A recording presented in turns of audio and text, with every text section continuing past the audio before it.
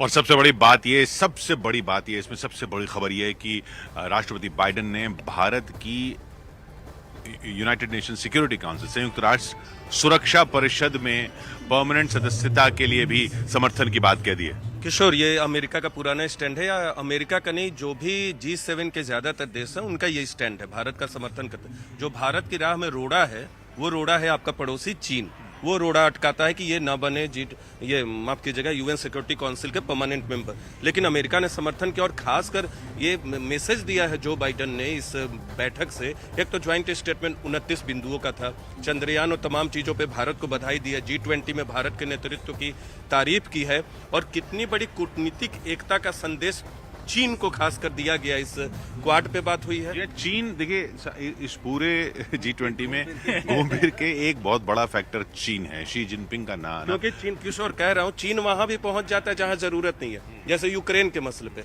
लड़ाई चीन रूस की है। पिछले बार बाली में रूस का तो बनता है कि आप नहीं लाइए यूक्रेन को, वो चीन वहां इसलिए पहुंचा है, सब ये समझ रहे हैं कि चीन अमेरिका के खिलाफ अमेरिका का एक काउंटर बन रहा है। तो जहां रशिया यूक्रेन में अमेरिका एक पहुंचने से दिक्कत नहीं है, यू टर्न लेने से दिक्कत है, पाला बदलने से दिक्कत है।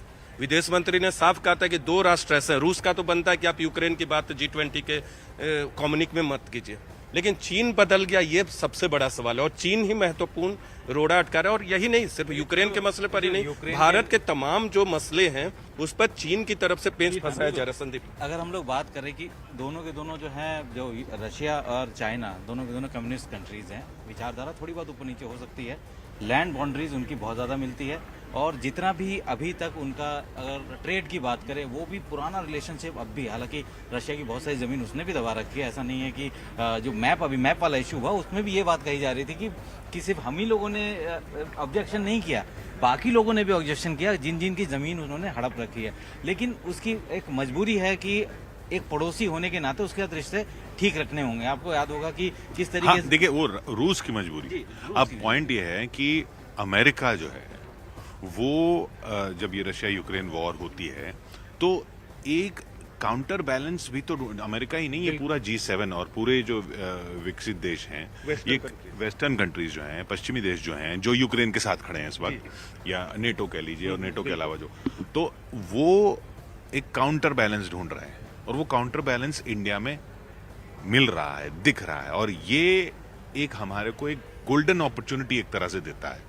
और उस अपॉर्चुनिटी को हमारी इस वक्त की पॉलिटिकल लीडरशिप ने, डिप्लोमेटिक लीडरशिप ने बहुत अच्छे तरीके से न सिर्फ भुनाया है बल्कि भारत की अहमियत को बिल्कुल स्टैम्प कर दिया। और इसीलिए जैसे अभी शुरुआत में हम लोग बात कर रहे थे कि अफ्रीकन यूनियन को प्रधानमंत्री ने बीच में ग्लोबल साउथ की एक समिट कर दी, 125 देशों की वर्चुअल थी वो समिट, वो कर दी ताकि अफ्रीकन यूनियन को शामिल किया जा सके। अब अफ्रीकन यूनियन को शामिल करने से आपको फायदा यह है कि 55 सदस्य, कुछ सदस्य उनके निलंबित भी है आज की तारीख में, वो अगर शामिल होते हैं तो वहां चीन का प्रभाव कम होगा, क्योंकि चीन वहां ऋण देता है, उनको अपने चंगुल में फंसाता है। इसीलिए अफ्रीकन यूनियन के प्रस्ताव को वेस्टर्न कंट्रीज ने समर्थन दिया। चाइना का जो इकोनॉमी है वो लोन पे बेस्ड है, बहुत सारे कंट्रीज को लोन देता है सिर्फ अपने फायदे के लिए। अगर हम लोग देखें कि सिर्फ खास तौर पे कि ये नहीं है कि अफ्रीकन कंट्रीज भी कम से कम 50% अफ्रीकन कंट्रीज है जिनको लोन दे रहा है, उनकी ज़मीन ले रहा है, वहाँ पे जो खनिज है उनका दोहन करना चाह रहा है वो, तो उसका तो मेन फोकस यही है। और जैसे बताया जा रहा है कि अगर शी जिनपिंग यहाँ पे नहीं है तो उसके पीछे की वजह यह है कि जो वर्ल्ड बैंक का एक सिस्टम है कि आप लोन दे सकते हो, ईजी हो जाएगा, लोन देना ईजी हो जाएगा। तो ऐसे में अगर लोन देना इजी हो गया, सबके लिए अच्छा हो गया। मतलब तो ये बहुत अहम पॉइंट ये कि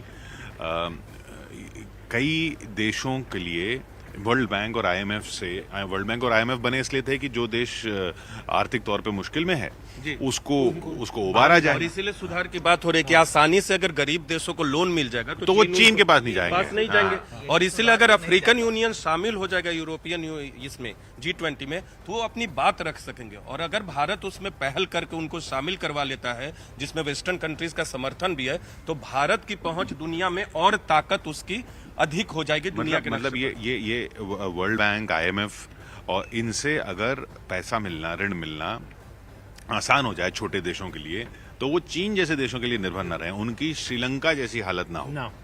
श्रीलंका को, हालांकि जब श्रीलंका को पैसा दिया तब वो कोई उसकी इकोनॉमी डिस्ट्रेस में नहीं थी, लेकिन श्रीलंका को दुनिया देख चुकी है। बांग्लादेश एकदम टाइम पे संभल गया एक तरह से। आप मान लीजिए पाकिस्तान तो खैर आप देख ही रहे हैं कि क्या हाल हो रहा है वहाँ पे।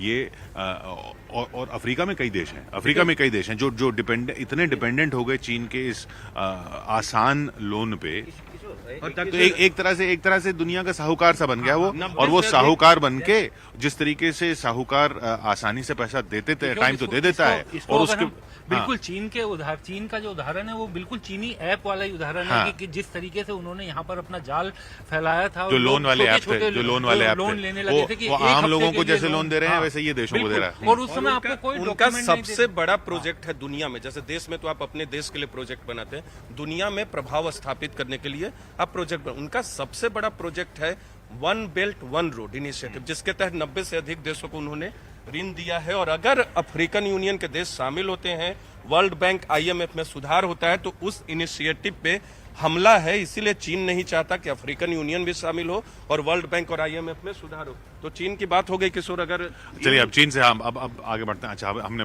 बाइडेन साहब की बात कर ली और ऋषि सुनक भी पहुंचे और ऋषि सुनक पहुंच के उन्होंने मंदिरों की भी बात की, मंदिरों की भी बात की, और हिंदू की भी बात की, हिंदू प्राउड हिंदू की भी उन्होंने बात की। और ये भी कहा कि वो आज मंदिर भी इस अपने दौरे के दौरान वो मंदिर के दर्शन करने भी जाएंगे।